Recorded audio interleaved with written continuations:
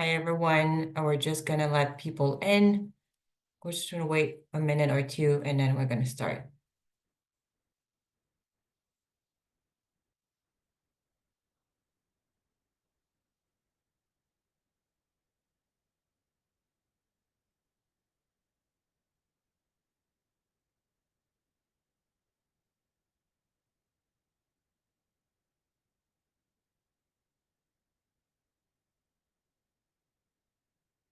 Okay, so I think we can start. Hi, everyone. My name is Sonia Lee. I'm the Director of the Canada Climate Law Initiative. So welcome to our information session for our micro-certificate program, Climate Risk and ESG for Corporate Governance and Decision Making. So today we'll walk you through a bit about the program, the objective, the content, and we'll also have time for a Q&A at the end. So feel free to put your question in the Q&A chat feature.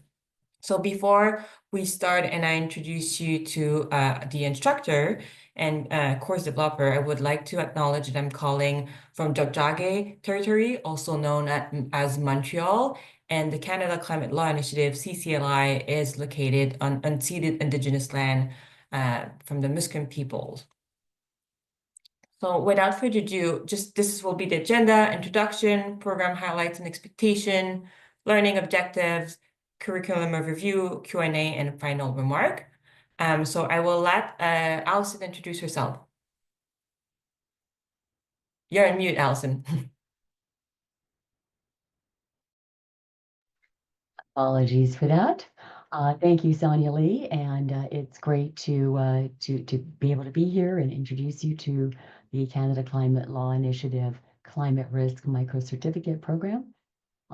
So my name is Allison Schneider, and I am a former sustainability practitioner. I was head of responsible investment at one of our Maple institutional investors, Alberta Investment Management Corporation, for 11 years. And since then, I've also been involved in instructing this class and a class at University of Alberta, and also involved in advocacy and engagement work in the sustainable finance space. And so basically what we're going to do today is to give you an overview of what the class is all about, what the learning objectives are, what we have in the curriculum, and then also answer your questions. I also wanted to mention that my co-collaborator was Gigi Daw, and so Gigi and I worked on this together. We were approached by Canada Climate Law Initiative a couple of years ago, maybe a year and a half, 2 years ago, to put this together. And Gigi Daw is now the VP Policy and Research at Institute of Corporate Directors, and so we worked on the curriculum together. Okay, we'll go on to the next slide. Thanks, Allison. And I'll do the next two slides and then I'll pass it back to you. But I will also want to mention that Allison wears different also hats. She's also a GRESB fellow, senior fellow, and also worked with Ceres as a Canadian representative. Thank you, Sonia Lee. So as you can see on the slide here, the program is very flexible. It's 100% online. It's quite concise. So you have one module per week over 8 weeks. So every single week, a new module would unlock, and we ask you to read the materials and also do the quiz for that particular module. It is designed in a funnel style, and then Allison will go to that kind of like funnel style later on. So we start with the big picture overview of physical climate change and the societal response to the role of directors, including specific pragmatic approaches to scenario analysis to inform firms' climate strategy, transition plan, and assessments and risk of value. So the content is very focused on Canadian organization and climate. We do address a little bit of ESG, but it's very much focused on the climate aspect of ESG. And then there's a peer-to-peer learning opportunities where during the live session, you have the chance to, one, interact with Allison and ask her a question, but also interact and do some group exercises with your peers. And you also have office hours if you have any additional question outside of these live session. So it is accessible. Often people ask us, do you need to be a lawyer or have some sort of like legal background, because law is in our name, but you do not. And in terms of the fee, it is $3,300 for the whole program. And these are the learning objective. And then Allison, I'll let you dive into the following slide. Great. Okay, so the learning objectives basically is to provide directors, officers, executives, and governance professionals with sufficient in-depth knowledge of what is happening, the trends in space, the emerging regulations, etc., to be able to better identify and manage climate-related financial risks and opportunities. So essentially, we're visiting the core underpinning governance and fiduciary principles to ascertain what is the role of the management, what is the role of the board, and how should we assess and continually be managing climate over time, looking at climate-related risks and also climate-related opportunities. And so and then how that basically evolves. So we're looking at the organization's business. What is the impact of the organization's business model because of climate change risks and opportunities? What are the impacts to the organization's strategy? And also looking at the risk processes, the fundamental risk processes, and then also the financial planning and how that basically interacts with all the other functions within the organization and with its stakeholders. Obviously, we need to consider the impact and value of climate risks and opportunities from a fundamental materiality perspective, from a fiduciary perspective, also from an opportunity perspective and an opportunity cost perspective. This changes things. Also looking at the impact over different time frames as well. So I mentioned the business model and the balance sheet and future revenue streams, and the fact that everything depends on what is the time frame of that particular company. Is it the next year? Is it the next 3 to 5 years? Or as a fiduciary, looking at long-term implications. Also looking at how do we actually build the capacity of the organization to address ongoing climate risks and opportunities. Is it sufficiently done today? What are the gaps? And then how do we advance that? How do we advance the discussion as well from management and the board? So oftentimes the board really needs to dig in and take a more proactive role, not just take a passive role and rely upon management to inform them of what is happening in the climate space, but to actively lead those discussions and ask questions, and understand what is actually happening and how that impacts the organization in terms of its business model, risks and opportunities. And then there's also implications for internal communications within different departments and from a risk perspective as well, from a risk ownership perspective, who is owning which risk, what has to happen across business processes. And then another huge issue, of course, is climate risk measurement. What are we doing? How are we assessing climate risk today? And are we okay with that? Do we actually understand what is in the numerator, what is in the denominator? What is not on the table? What are we proxying or trying to estimate? And then what are our assessment protocols? Who is assessing what? And then what do we do about it? So it's one thing to say, okay, we have some climate risk happening, but what are we going to do about it? And what are we doing in terms of looking at scenario analysis in the future and then reporting protocols? How do we report on these climate risks? To which stakeholders? And what key messages are we trying to address? Excuse me, I have a bit of a frog in my throat. I just have to take a sip of my tea. I've been trying to get rid of this flu for a while. Okay, and then basically to understand, okay, so we've looked at what the climate-related risks are. We've evaluated what they are, but what are we going to do about it? What are the strategies that we're going to be considering? How do we mitigate this risk? How do we adapt to this risk? What are the solutions? There's nature-based solutions. How do we build climate-related resilience? And these would be some of the core strategies. There's some other strategies as well that we will be looking at. And then what is fit for purpose for our business model, our time frame. So understanding what are those key underpinning metrics, what are our targets, what are we trying to reach, or do we have targets? Do we need targets? Are we committed to those targets? Are they realistic targets? Are they time-bound targets? And what disclosure frameworks and evaluation criteria are we using? There's lots of different disclosure frameworks out there. Which ones are we using? Which ones do our stakeholders care about? Which ones do our investors care about? So those are some of the learning objectives. And then the next slide, thank you. Okay, so basically, the interesting thing about the course is that it is 100% online. So you can do all the modules in your own time frame while you're working full time. And you also have my support. So we have not just we have live sessions which are done every couple of weeks or so.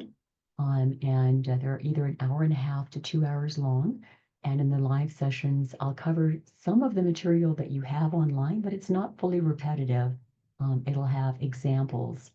And I also think that it's terribly important to learn from each other. So the people who are coming to the class represent many different fields, and we can learn as much from each other as we can from the actual course materials. So we also have exercises that you're going to be doing in groups on the online in the in-person sessions, sorry, that we have. And I also have usually on Fridays. I also have office hours. So for anybody who would like to discuss something with me with respect to the course, you can either book that time or you can just come to that actual office hour and ask questions. We have one module per week over 8 weeks. The last module is a case study that you do in a group, and then you have an individual assignment related to that case study as well. So that's actually really interesting because you get an opportunity to look at the case study, which is fairly complex, with a whole bunch of different people, and then look at it on your own. We use the Canvas platform, which is part of the UBC Allard Law School's tools. And then there are quizzes, which are after each of the modules. And the course is split into two, which I'll explain in just a second, but there's quizzes after each module, and then the case study, like I mentioned. And then the grades are split between the quizzes, the participation, and the case study. Thanks, Okay. Allison. And before we go into the curriculum overview, I wanted to address one of the questions from one of the participants, Sure. which is regarding the time requirement for each module and the time requirement set times are flexible. So as Allison mentioned, it's really based on your own schedule, meaning we unlock the module uh, on Monday, like at midnight, basically, and you have the whole week to complete it until Sunday, 11:59 p.m. PT time to complete the quiz. So you can do it at your own pace. We do recommend that have somewhat, if you had the chance to read the materials before the live session. We don't have live session every week, but if you have some sort of like understanding of what it is before the live session, it's always good.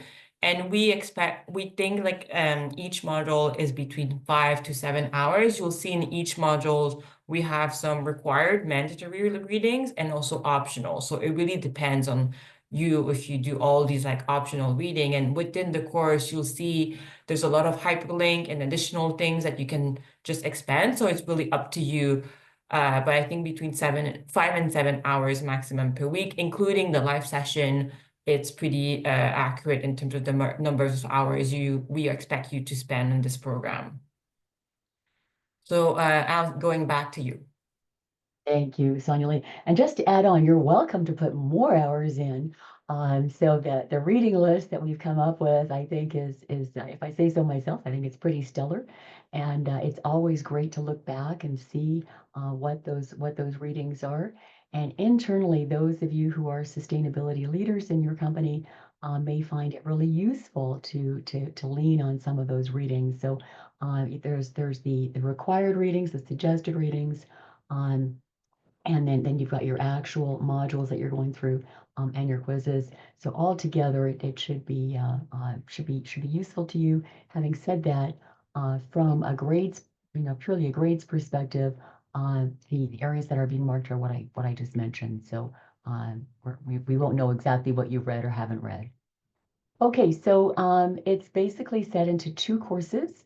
And so the course one is kind of more macro, setting the stage, and looking at physical climate change as a material and urgent business risk and opportunity. So what are we looking at there?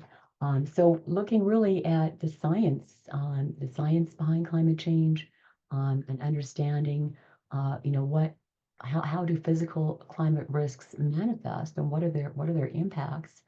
And as we actually enter in the current era that we're in, it's quite astonishing. The Weather Channel is the most exciting channel sometimes out there. Um, it's astonishing to see the impacts of physical climate change. So just really understanding the domino effect of that across the business. Also looking at the role of governments, regulators, and investors in addressing climate change. And then looking here at transition risk, overall that policy and regulatory environment, what is happening there, and then the legal environment, and from a legal perspective, how the trajectory of the law is actually changing on our watch with respect to climate change. It's fascinating to uncover what the landscape looks like. There's over 2,000 lawsuits globally, not including lawsuits that are emanating from the United States. And so, fascinating to see from a human rights perspective, from many, many different perspectives, what is out there from a legal perspective. Sorry, I used the word perspective many times. And then we're looking at, so what do we do about this? So looking at the board of directors, how does the board oversee climate change? What types of questions should the board be asking? How do they guide and oversee the climate strategy? What do we do with respect to stakeholders and the board? What happens there? And what is the board's role in terms of overseeing targets and metrics and oversight of overall business risks and opportunities with respect to climate change? So kind of setting the overall picture here. That's course one. And then course two,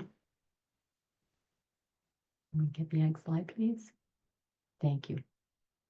Okay, so course two, then we look more at a micro perspective. So now we're actually implementing the climate strategy. So how do we actually identify those risks? Where do we start? What are the strategies for doing that?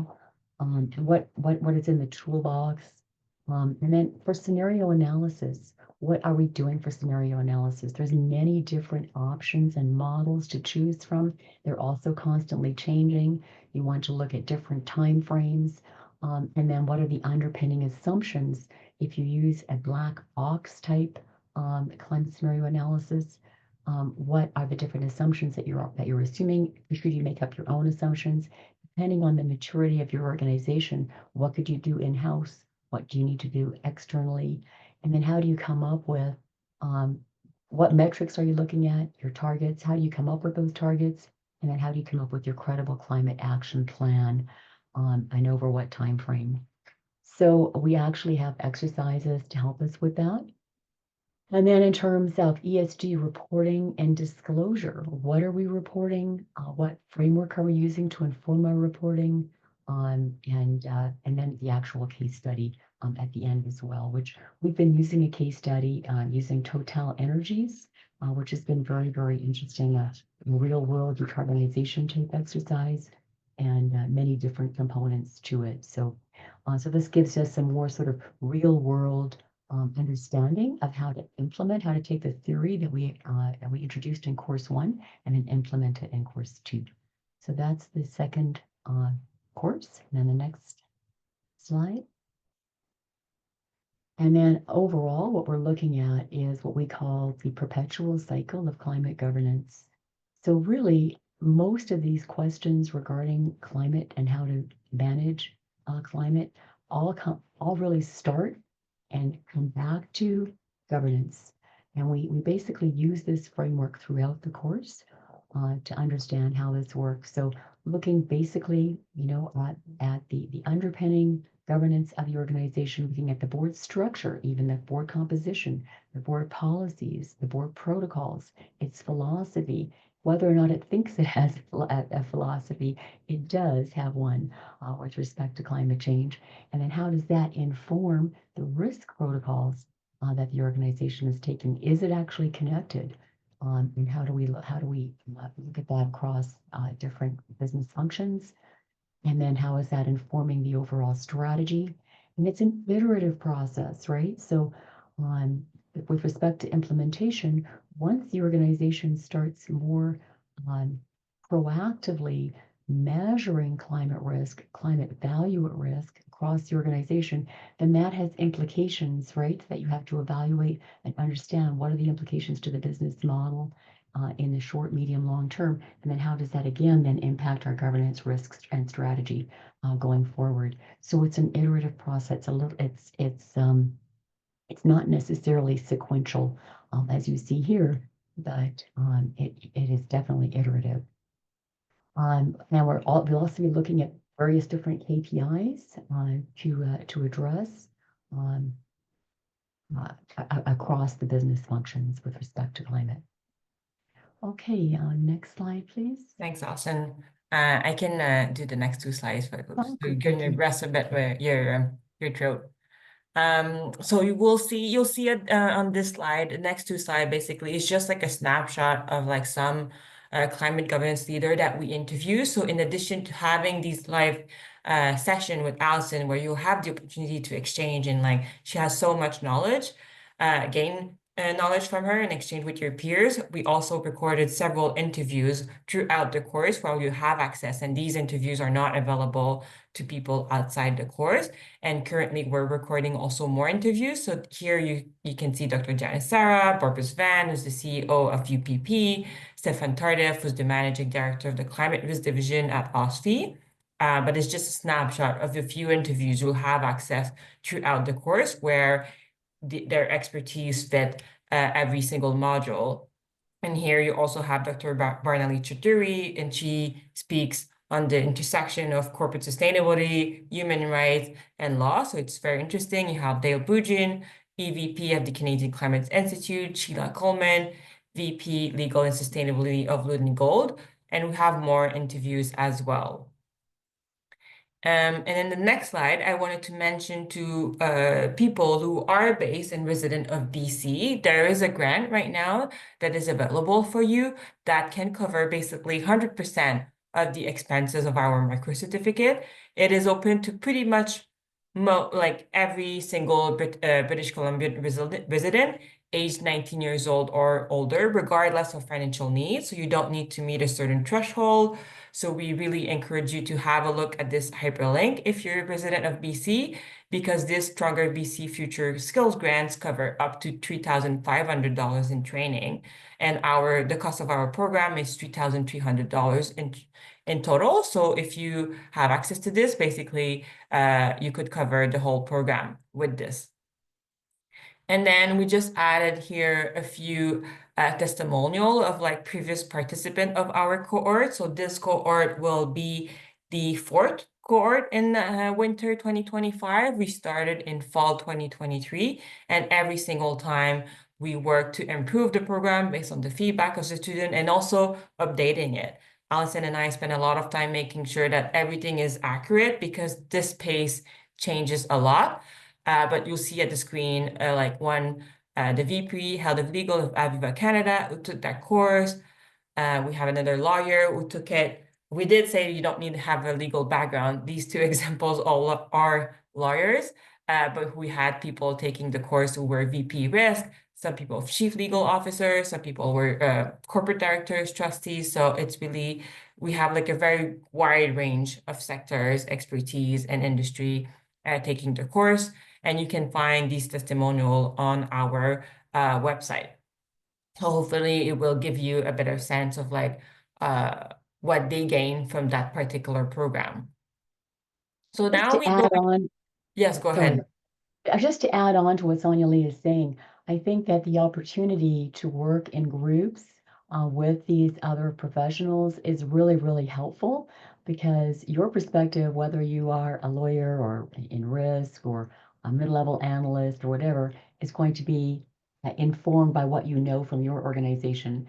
Having an opportunity to work with others who are from other organizations and other perspectives, is what the feedback that I've been getting from other people who are taking it is saying that that is at least as valuable as the actual material itself. So an opportunity to build that network. And what we're trying to do as well is build the network over multiple cohorts so that you can actually connect in with people over many, many different cohorts and build your network.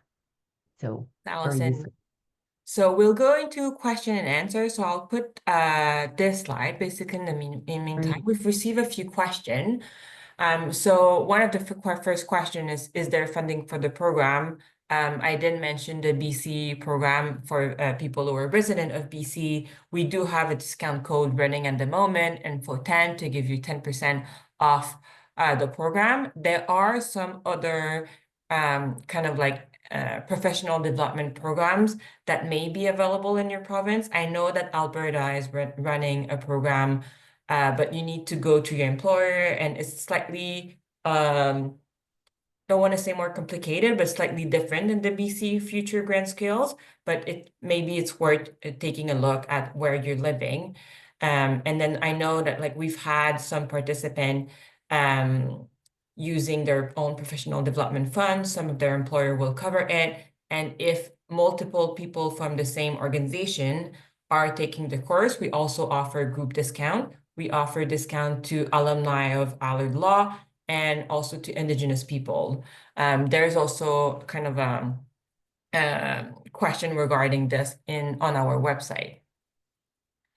And then that question is probably for you, Allison. What are the employment options after the course? The employment options? Yeah. Okay, that's a great question. So basically, upon successful completion of the program, you'll receive a certificate from the Canada Climate Law Initiative and Peter Allard School of Law that recognizes your proficiency in climate risk and ESG for corporate governance and decision making, and showcasing your commitment to driving climate conscious corporate decision making and action. And you can post that on your LinkedIn profile. So that can be very useful in informing potential employers that you have done this course and that you have that level of proficiency. So, it's certainly climate risk is not going to go away. And even those of us who have worked in the field for many years, none of us are experts completely. We're constantly learning. It's a very, very dynamic space. And so having the opportunity to take the certificate, connect in with a group of other interested professionals and check in with them regularly, really, really useful to make sure that you're on top of trends, and basically have that overall overarching perspective. So I hope that answers your question, but should be useful Yeah, for and attracting if I new may, I employers. would add that one of our principal investigator, Carol Yao, was working on like the role of the legal profession in climate change, and she always says everyone is a climate lawyer, regardless of what it is. Like, are you working in M&A, tech, whatever? So this is, I would say, the same thing on regardless of what your field and industry, everyone is a climate insert whatever profession you are. You are, yeah, So hopefully it will yeah. be useful for in terms of employment opportunities. And then we have two questions regarding the live session. So in terms of would the live session be during weekdays? And if so, what time? So basically, the live session are during the weekdays. They are on Thursday. You can see the actual dates on our website. And the other question is regarding, is it mandatory to attend each week live session? So we do ask you to attend at least 3 live sessions out of the 5. Ideally, if you cannot, you can just inform us. We understand that most of the people that are taking the course or a very senior business leader, or you're very busy, everyone has a busy schedule. So it happens. We do record every single live session. So you'll have the chance to watch it afterwards if you can't make it. But ideally, you would attend as many as you can because Allison has mentioned, I think one of the most added value of this program is exchanging with her and also with your peers. And then the other question, we don't have a live session every single week. Answer in the chat, but we do have 5 live sessions over the course of the 8 weeks. That pretty sums up all the questions that we have. I don't know, Allison, if you want to add anything else. I just want to add that it's been an honor and a privilege to teach this course, and the caliber of the people taking the course is very, very high. And so whether you're new to climate change risk and assessment and you're just starting to get into this, or whether you have been in this field for many years, I know some of you who registered for this are pretty senior. I know a couple of you, and I've seen you at conferences. I've seen you speak at conferences, and it would be wonderful to basically, if you're interested in this course and you can fit it into your schedule, it'd be wonderful to have you on board. And as mentioned, we learn as much from each other. So it really is a community of experts and people learning to become experts. So I would welcome you to the class if this is of interest. Thank you, Allison. So thank you, everyone. Just a reminder, as you can see on the screen, there's a promo code right now that will give you 10% off of the micro-certificate program. The QR code and link is for you to register. If you have any question for either Allison or myself, feel free to reach out at ccli/info@allard.ubc.ca. You can also go on our website for more information. But we look forward to seeing you this winter, and have a great rest of your day. Thank you.